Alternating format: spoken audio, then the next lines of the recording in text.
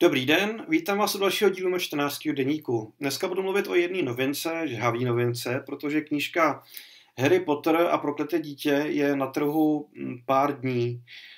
Možná si říkáte, proč jsem si nekoupil třeba anglickou verzi, která je v českých knihkupectvích dostání už nějakou dobu. Já jsem si schválně čekal na český překlad, abych se podíval na to, jak se nový překladatel, pan Petr Eliáš, popere vlastně s érou překládání potrovských knih po vlastně smrti původního překladatele. A možná jsem čekal trošku zbytečně, protože těch nových obratů tady není tolik. A prokletý dítě vlastně vychází už z původních kulis, z původních postav a z původních názvosloví a místopisů. Takže ty nový obraty, na který se člověk mohl těšit, tady víceméně nejsou. Z tohohle vlastně vychází i jako hlavní problém, který jsem s tou knížkou měl. Mě na původních potrech bavilo, že každý nový román nějakým způsobem nafukoval ten svět, ve kterém se odehrává. Posouval se dopředu příběh, přicházely nové postavy, nové kulisy, dělo se nový dobrodružství, nový potvory se objevovaly.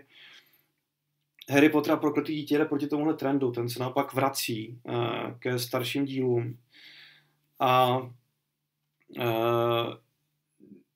jako to mě osobně trošku zklamalo, protože nechci spoilovat, pokusím se vyspojovat co nejméně, ale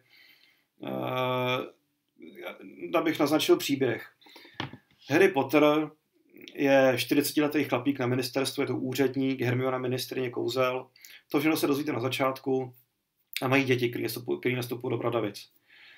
A ty děti právě prožijí to dobrodružství, zatímco jejich rodiče tak trošku tápou někde uprostřed úředního marazmu. Trošku to připomíná 7. hvězdní války, kde jste měli Hanna Sola, princeznu Leju, Luka Skywalkera, ale objevili se tam vlastně jenom proto, aby předali tu štafetu mladší generaci postav. To samé se stane tady v Harry Potterovi, protože většina příběhů se motá okolo Pottera juniora a okolo Malfoy juniora. Mimochodem Malfoy junior je pro mě osobně asi nejsympatičnější postava v celém příběhu, což by samo o sobě dost napovídá, jak hezky vykreslené ty postavy tam jsou, ty ostatní. Ze začátku ta knížka začíná dobře. Je super, že se zase vracíte do těch kulis, který jste milovali. Spěšně tak do Bradavic. Bradavická škola. Je tam zase třídění nových studentů skrze kouzelný klobouk. Je tam ministerstvo kouzel. Jsou tam různý jako kulisy, které jste milovali v tom Harry Potterovi.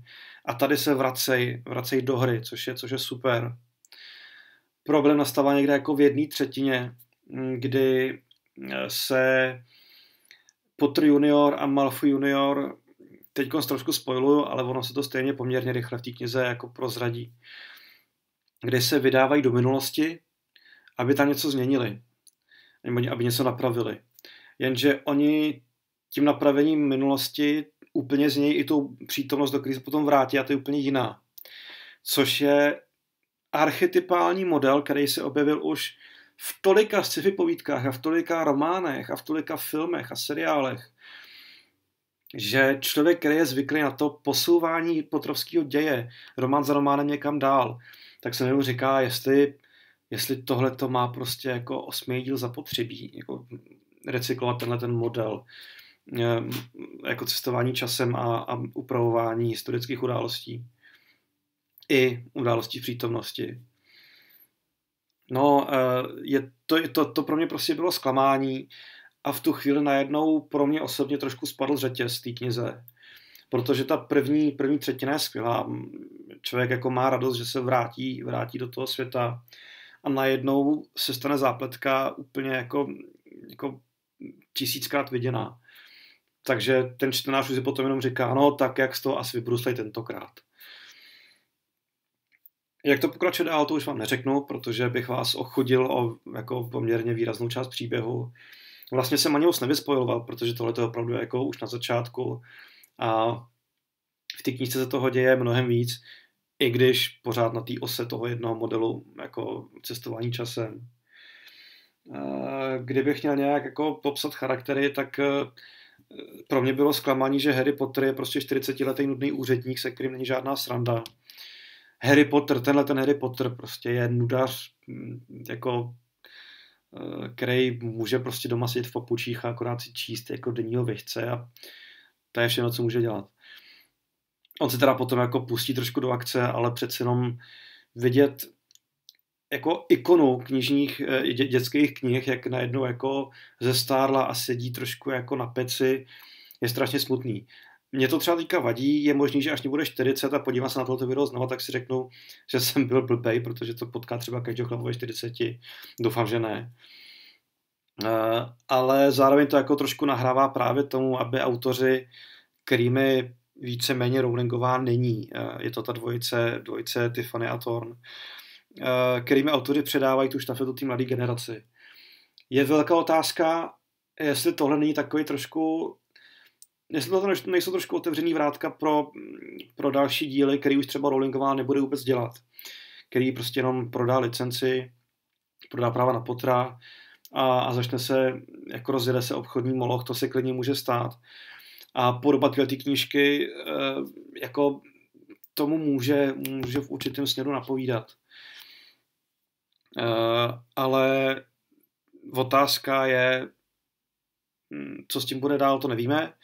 Otázka je, jestli koupit si Prokletý dítě nebo ne.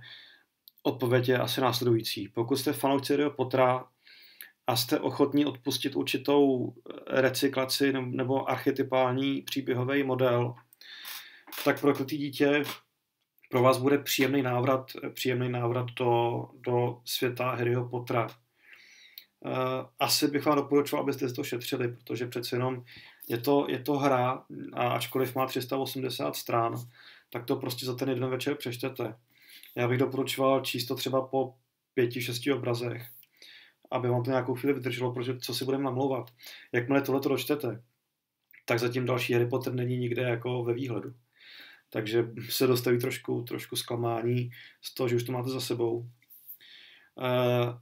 Ale připravte se na to, pokud si tu knížku koupíte, připravte se na to, že to prostě není plnohodnotný 8. díl a není to ani plnohodnotný příběh, který by korespondoval s těmi předchozími 7 knihami.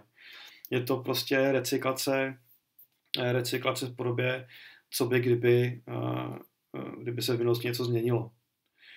Což za mě osobně je jako velká škoda a velká slabina této knížky, protože si myslím, že ten potenciál posouvat to dál tam je. I ta první třetina knihy napovídá, že by to bylo zábavné, kdyby to pokračovalo v tomhletom duchu. A ten návrat do minulosti to trošku brzdí. Ale jak říkám, je prostě krásný vrátit se zase do toho světa a i když to máte za pár hodin přečtený, to dojetí, že jste zase zpátky jako v Bradavicích, to tam prostě je a funguje. Takže tolik za mě dneska k této knížce a uvidíme se příště. Čau.